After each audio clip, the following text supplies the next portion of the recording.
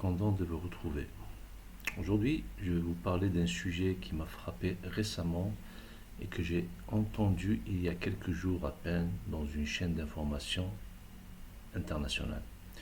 Une phrase a retenu mon attention. L'intelligence artificielle générale, ou bien l'IAG. Ce n'est plus une idée lointaine, elle est déjà en train d'être testée. Et là, je me suis dit, ok, il faut qu'on en parle. Parce que si c'est vrai, ça veut dire qu'on est peut-être à la veille d'un changement total de notre rapport à la technologie. Imaginez une intelligence artificielle capable d'écrire un roman le matin, diagnostiquer une maladie rare à midi, créer un jeu vidéo l'après-midi, puis débattre de philosophie le soir. Je sais, ça ressemble à de la science-fiction, mais cette intelligence, elle existe peut-être déjà en partie dans certains laboratoires très avancés. Contrairement aux intelligences artificielles qu'on utilise aujourd'hui, qui sont très bonnes dans une tâche précise, l'IAG, elle, sait faire plein de choses différentes. Elle apprend, elle s'adapte, elle résout des problèmes. Comme un humain, voire mieux qu'un humain. Dans cette vidéo, on va voir ce qu'est vraiment l'IAG, ce qu'elle sait faire et surtout ce que ça change pour nous.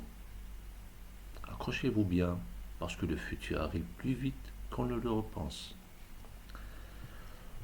Aujourd'hui, les intelligences artificielles qu'on utilise sont ce qu'on appelle des intelligences artificielles spécialisées.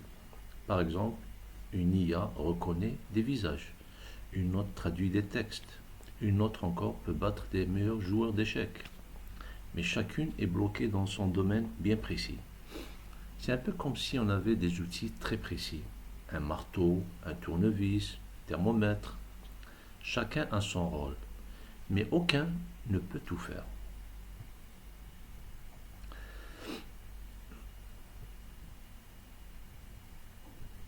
L'IA, l'IA générale, elle, c'est comme un cerveau universel. Elle peut parler plusieurs langues, créer de la musique, coder une application, faire de la recherche scientifique, résoudre des problèmes juridiques, etc. Et le plus fou, on n'a pas besoin de la reprogrammer à chaque fois. Elle apprend seule, elle s'adapte. Imaginez un élève capable d'apprendre tout, mathématiques, médecine, art, droit et tout ça, sans jamais oublier rien du tout. C'est ça une IAG. Bon, mais qu'est-ce qu'elle a de plus qu'une IA classique? Alors, on a 3 super pouvoirs qui la rendent vraiment spéciale. Elle apprend très vite.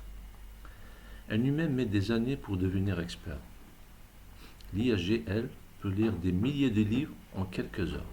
Et surtout, elle ne dort pas, elle ne se fatigue pas, elle ne fait pas d'erreur d'inattention. Elle est ultra polyvalente. Elle peut résoudre une équation, écrire une chanson, créer un logo, puis répondre à des questions de droit. Et tout ça dans la même heure. Elle a une mémoire géante et une logique très puissante. Elle analyse des millions de données d'un seul coup.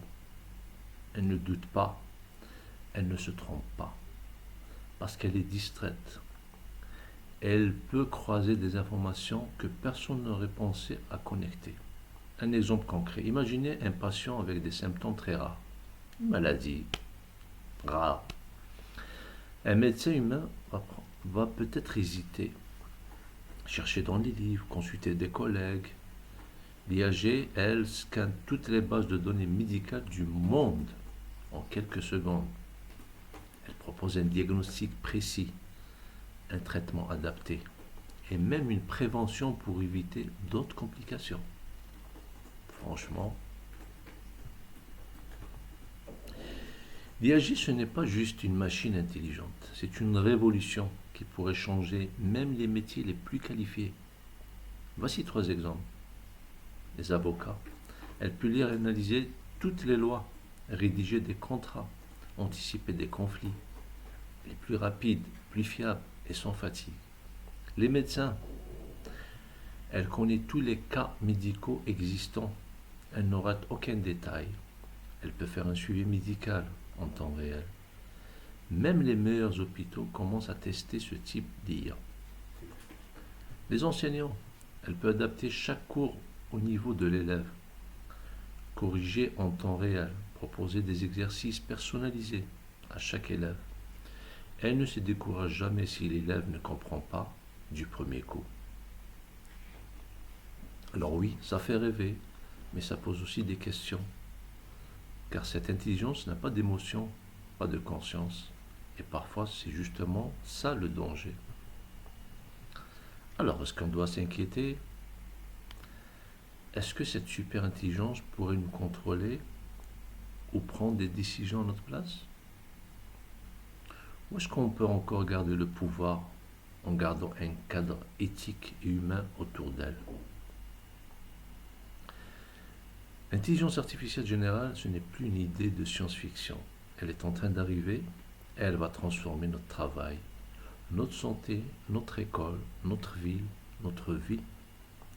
Ce changement, il n'est pas dans 10 ans.